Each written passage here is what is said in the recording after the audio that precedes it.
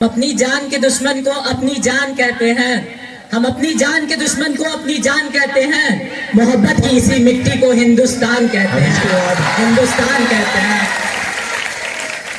माननीय मुख्य अतिथिगण, आदरणीय प्रधानाचार्य जी, सम्मानित शिक्षकगण और मेरे प्रिय भाइयों बहनों, आप सभी को 78वें स्वतंत्रता दिवस की हार्दिक शुभकामनाएं।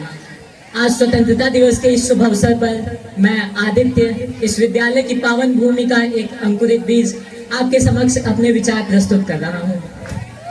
हम सभी को आजादी मिले 77 साल पूरे हो चुके और हम आज इस विद्यालय प्रांगण में इसी की खुशियां मना रहे हैं।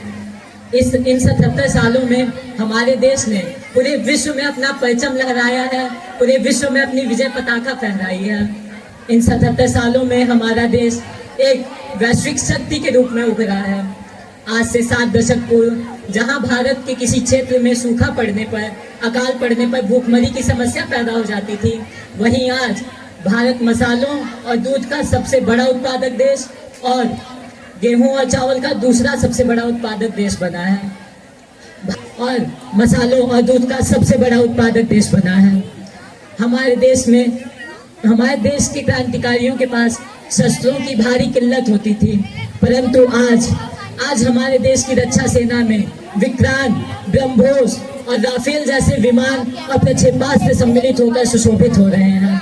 हमारे देश ने आर्थिक क्षेत्र में भी बहुत उन्नति हासिल की है। हमारा देश आज विश्व की 5वीं सबसे बड़ी अर्थव्यवस्था है। हमारे देश ने तकनीक के क्षेत्र में गुरुग्राम, नोएडा और बेंगलोर जैसे शहरों को कॉर्पोरेट हब बनाकर तकनीक के क्षेत्र में भारत को आगे स्थापित किया है। परंतु हर सिक्के के 2 पहलू होते हैं। एक ओर जहां भारत ने इन 77 सालों में इतना विकास किया, तो वहीं दूसरी ओर हम अपने लोगों के बुनियादी आवश्यकताओं को पूरा करने में असमर्थ रहे। विश्व बैंक के अनुसार हमारे देश के 16 करोड़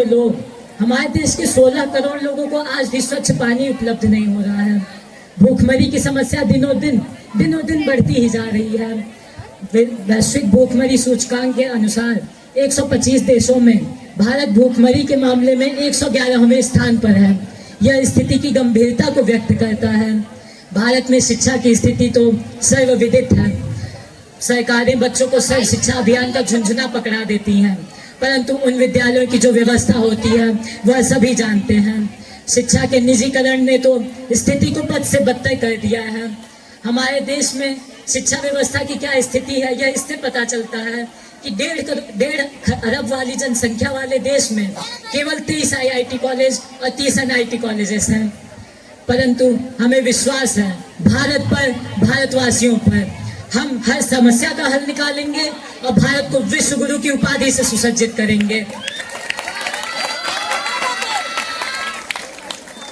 मैं पुनः अपनी बात दोहराऊंगा। हमारे देश को आजादी मिले 77 साल हो गए हैं, परंतु क्या हम उस आदर्श भारत का निर्माण कर पाए जिसकी कल्पना हमारे महापुरुषों ने, हमारे स्वतंत्रता सेनानियों ने, हमारे क्रांतिकारियों ने की थी? आप अपने मन से पूछेंगे तो आपको उत्तर मिलेगा नहीं।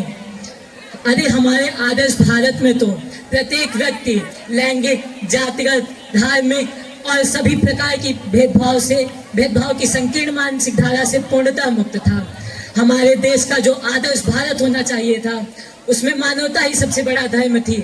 हमारे आदर्श भारत का प्रत्येक युवा वीर, साहसी, परिश्रमी और देशभक्ति की भावना से ओतप्रोत होना चाहिए था। परंतु आज हमारे देश के युवा अपने 4x4 इंच के स्क्रीन पर अपने इन कोमल हाथों के घर्षण मात्र से तिरंगे की डीपी लगाकर अपनी देशभक्ति साबित कर रहे हैं।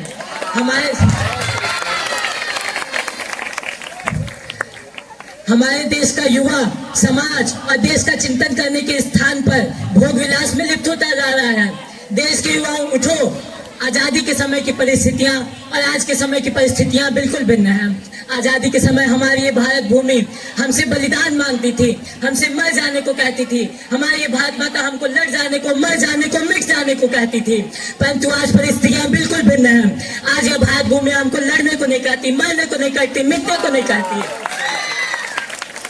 अगर आज कोई व्यक्ति अपना कार्य पूरी ईमानदारी से कर रहा है, पूरी लगन से कर रहा है, पूरी मेहनत से कर रहा है, तो वही सबसे बड़ा देशभक्त है और उसके अंदर का यह समर्पण भाव ही उसकी देशभक्ति है।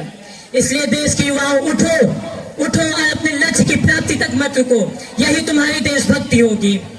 मैं अपने शब्दों का अंत एक कविता के माध्यम से करना चाहूंगा।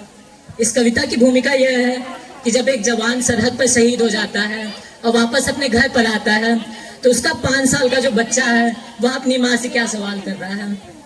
कविता पे शब्दों का भार बहुत अधिक है, मैं चाहूंगा आप अपनी तालियों से उसे संभालेंगे।